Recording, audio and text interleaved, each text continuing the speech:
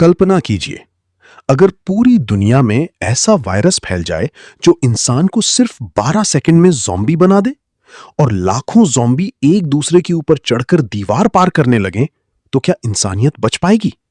कहानी शुरू होती है जेरी लेन से, जो पहले यूनाइटेड नेशंस का इन्वेस्टिगेटर रह चुका है। अब वो अपनी पत्नी कैरिन और 2 बेटियों के साथ एक खुशहाल जिंदगी जी रहा है।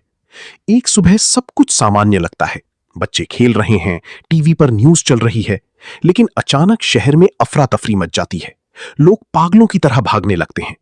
तभी एक विस्फोट होता है और कुछ ही सेकंड में लोग एक दूसरे को काटना शुरू कर देते हैं। जेरी समझ जाता है, ये कोई दंगा नहीं बल्कि मौत का वायरस है। पूरा शहर नर्क बन चुका था। जेरी किसी तरह अपनी फैमिली को लेकर वहां से भागता है, लेकिन रास्ते में हर तरफ ज़ॉम्बी ही ज़ॉम्बी थे। जो भी कटता 12 सेकंड में खुद ज़ॉम्बी बन जाता। जेरी अपने परिवार को बचाते हुए एक बिल्डिंग में छिप जाता है। वहीं उसे पहली बार एक अजीब चीज दिखती है। कुछ लोगों को ज़ॉम्बी बिल्कुल नजरअंदाज कर रहे थे, लेकिन उस समय उसके पास सोचने का वक्त नहीं था।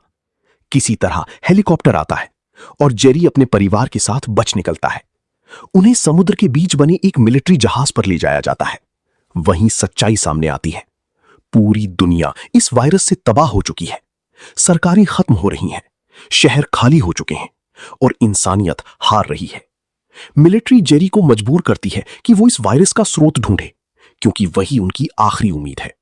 जेरी साउथ कोरिया पहुंचता है, जहां उसे पता चलता है कि ज़ॉम्बी आवाज से आकर्षित होते हैं और उन्हें मारने का सिर्फ एक तरीका है, सिर में गोली या आग। वहीं उसे दूसरा बड़ा क्लू मिलता है। कुछ बीमार लोगों पर ज़ॉम्बी हमला नहीं कर रहे थे, यानी वायरस सिर्फ हेल्दी इंसानों को टारगेट कर रहा था। अब जेरी को समझ आने लगता है कि शायद यही कमजोरी है। इसके बाद वो जेरूसलम पहुंचता है, जहां लोगों ने खुद को विशाल दीवारों के अंदर सुरक्षित कर लिया था। लेकिन अचानक लोग जोर जोर से गाना गाने लगते हैं और वही उनकी सबसे बड़ी गलती बन जाती है। हजारों ज़ॉम्बी आवाज सुनकर दीवार पर चढ़ जाते हैं, एक जिंदा पहाड़ बनाकर शहर के अंदर घुस जाते हैं। पूरा शहर मिनटों में खत्म हो जाता है। जेरी किसी तरह वहां से बच निकलता है। अब उसे पूरा यकीन हो चुका था, बीमार इंसानों को ज़ॉम्बी पहचान ही नहीं पा रहे। आखिरकार जेरी एक रिसर्च लैब पहुंचता है, लेकिन वहां जाने का मतलब था 80 ज़ॉम्बी के बीच मौत के मुंह में जाना। जेरी अपनी जान जोखिम में डालकर लैब के अंदर पहुंचता है और फैसला करता है कि वो खुद पर एक्सपेरिमेंट करेगा।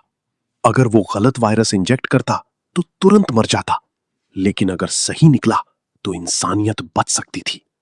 जेरी कैमरे की तरफ देखकर कहता है, मेरे परिवार से कहना मैं उनसे बहुत प्यार करता हूं, और वायरस अपने शरीर में इंजेक्ट कर लेता है। कुछ सेकंड बाद वो धीरे धीरे दरवाजा खोलता है।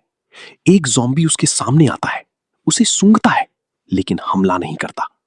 जेरी सफल हो चुका था। अब इंसानों ने एक नकली बीमारी बनाकर खुद को ज़ॉम्बी से छुपाना शुरू कर दिया।